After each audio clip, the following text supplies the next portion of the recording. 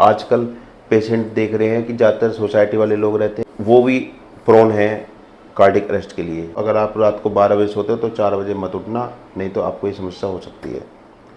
शेफाली जारीवार, राजू श्रीवास्तव और न जाने कितने एक्टर्स इस कार्डिक अरेस्ट से, हार्ट अटैक से एक्सपायर हो चुके हैं और ये बीमारी लगातार बढ़ती जा रही है। सडनली किसी को भी अटैक हो जाता है। देखते हैं कि कोई डांस कर रहा है, डांस करते करते, कोई जिम जाते जाते, कोई सुबह को दौड़ लगा रहा है उसके टाइम पर, तो ऐसे किसी को भी कार्डिक अरेस्ट हो जा रहा है।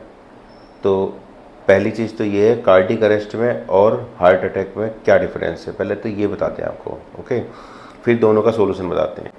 देखिए, कार्डिक अरेस्ट अलग चीज़ है और हार्ट अटैक अलग चीज़ है। हार्ट अटैक वाले केस में क्या होता है, जो हमारा जो हार्ट है वो एफिशिएंटली पंप नहीं कर पाता है। जैसे उसको जितना ब्लड पंप करना है पूरी बॉडी को, ब्रेन को, उतना ब्लड ब्रेन तक नहीं पहुंच पाता है हार्ट की वजह से। तो जिसकी वजह से क्या होता है, पेशेंट की डेथ हो जाती है। लेकिन कुछ टाइम, लगभग 30 मिनट का टाइम रहता है उस पर, तो ब्लड सप्लाई इंटरप्ट हो जाती है उसमें, जिसकी वजह से पेशेंट का डेथ हो जाता है। और कार्डिक अरेस्ट जो होता है, कार्डिक अरेस्ट अलग चीज़ है। उसके अंदर क्या होता है, उसके अंदर हार्ट जो है पंप करना ही बंद कर देता है।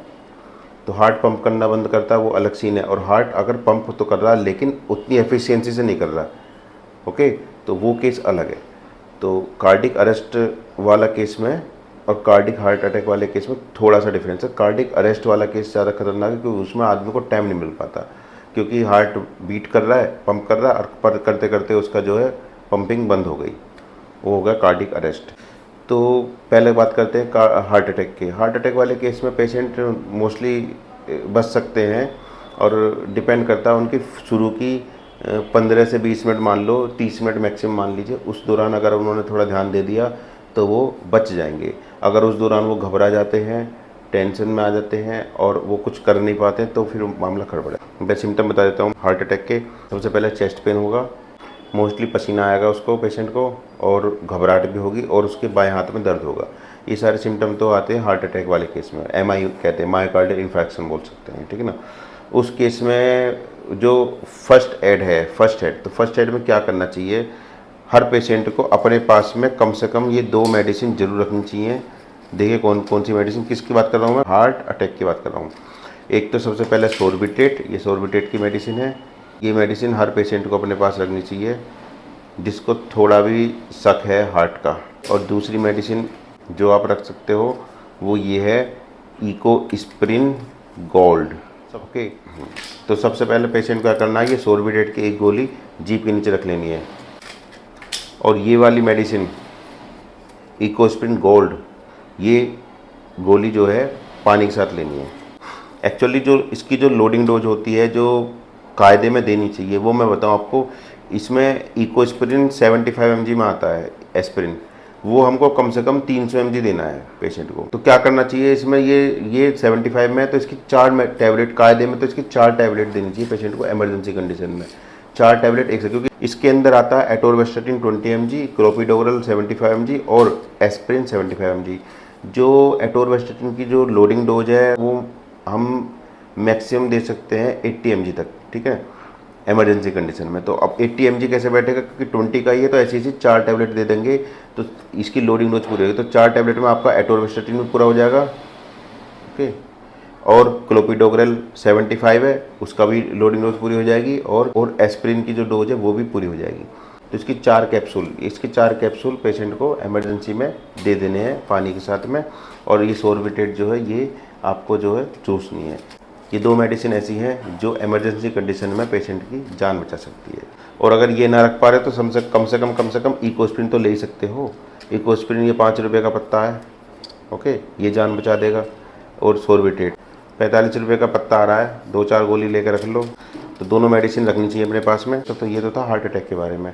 अब बात करते हैं कार्डिक अरेस्ट के बारे में। तो कार्डिक अरेस्ट की कहानी थोड़ी सी उल्टी है। कार्डिक अरेस्ट क्या है, कार्डिक अरेस्ट है जो हार्ट जो पंप कर रहा है वो पंप करना सडनली बंद कर दे, ठीक है। और सडनली बंद करेगा तो सडनली पेशेंट चला जाएगा, उसमें जो है टाइम नहीं मिलेगा पेशेंट को कुछ भी करने का, ठीक। कार्डिक अरेस्ट में उसमें ऐसे ही पेशेंट एक्सपायर हो रहे हैं। तो कार्डिक अरेस्ट से बच सकते हैं क्या, कार्डिक अरेस्ट से बचा जा सकता है, कैसे बच सकते हैं? सबसे पहली चीज़, अपना स्ट्रेस लेवल कम करो। सबसे मेन चीज़, आजकल जो पेशेंट हैं, जो बंदे हैं, सब लोग ज़्यादातर क्या करें, स्ट्रेस ज़्यादा ले रहे हैं। तो स्ट्रेसफुल ज़िंदगी जीना बंद कर दो, तो आपका जो ये कार्डियक अरेस्ट बिल्कुल ठीक हो जाएगा। स्ट्रेसफुल ज़िंदगी कैसे जी रहे हैं? देखिए, जो जिम वाले बंदे हैं उनकी बताता हूँ। जिम जाते हैं तो सुबह 5 बजे उठते हैं, ठीक है, रात को 11 बजे सोए, 12 बजे सोए, 1 बजे सोए, 2 बजे सोए, सुबह 5 बजे उठे, नींद पूरी हुई नहीं, स्ट्रेस रह रहा पूरा पूरा, ठीक है, पूरा स्ट्रेस ले रखा है, जिसकी वजह से क्या होगा, हार्ट पे लोड पड़ेगा और कभी भी वो पंपिंग बंद कर सकता है। तो स्ट्रेसफुल ज़िंदगी जीना बंद करो। सबसे पहले तो प्रॉपर नींद लो, नींद ज़रूरी है, कम से कम 6 घंटे से 8 घंटे की नींद ज़रूर लो रात की। अर्ली मॉर्निंग उठने का मतलब ये है कि अगर आप अर्ली मॉर्निंग उठना चाहते हो 4 बजे, तो आपको रात को जो है 9 बजे सोना पड़ेगा। अगर आप रात को 9 बजे 10 बजे सोते हो, तब आप 4 बजे सुबह उठो। अगर आप रात को 12 बजे सोते हो तो 4 बजे मत उठना, नहीं तो आपको ये समस्या हो सकती है। तो जितने भी लोग कार्डियक अरेस्ट से एक्सपायर हुए हैं, ज़्यादातर वो फिट एंड फाइन देखे गए हैं, क्योंकि वो जिम वर्कर थे, जिम जा रहे थे, डांस कर रहे थे, गाना गा रहे थे, एक्टर थे। तो इतने कॉन्शियस हैं वो, लेकिन उनकी लाइफ भी जो है काफ़ी स्ट्रेसफुल रही है, और मुझे लगता है कि वो शायद प्रॉपर नींद ना ले पा रहे हों। ओके, तो प्रॉपर नींद ना लेना इसका मेन कारण है कार्डियक अरेस्ट का। इसके और भी कारण हैं, कुछ लोग इसको कोविड वैक्सीन जोड़ रहे हैं, वो रिसर्च का मुद्दा है, उस पर हम बात नहीं करेंगे, क्योंकि वो हो भी सकता है, नहीं हो सकता, और रिसर्च आएगी उसके बाद बताएंगे। लेकिन जो एग्रेवेटिंग फैक्टर हैं हमारे कार्डियक अरेस्ट के, वो मेनली है स्ट्रेस और नींद की कमी। और भी कारण हैं, वो कारण मैं बताऊँ आपको।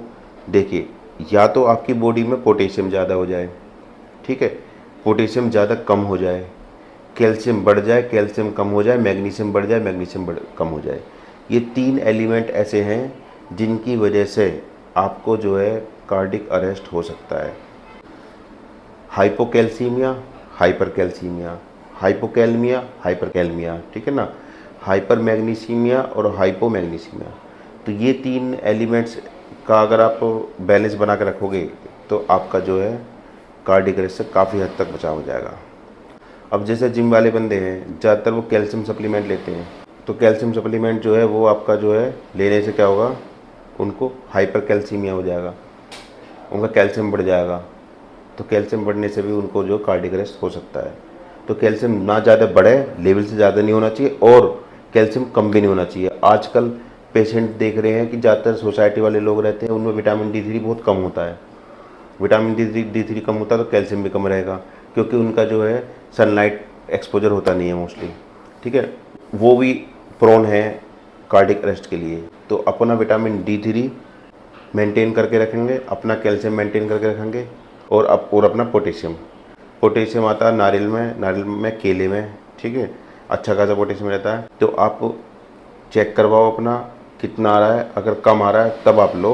तो ये सब चीज़ें क्या है, एक संतुलित आहार, संतुलित बैलेंस तरीके से खाना चाहिए आपको, ना ज़्यादा खाओ ना कम खाओ।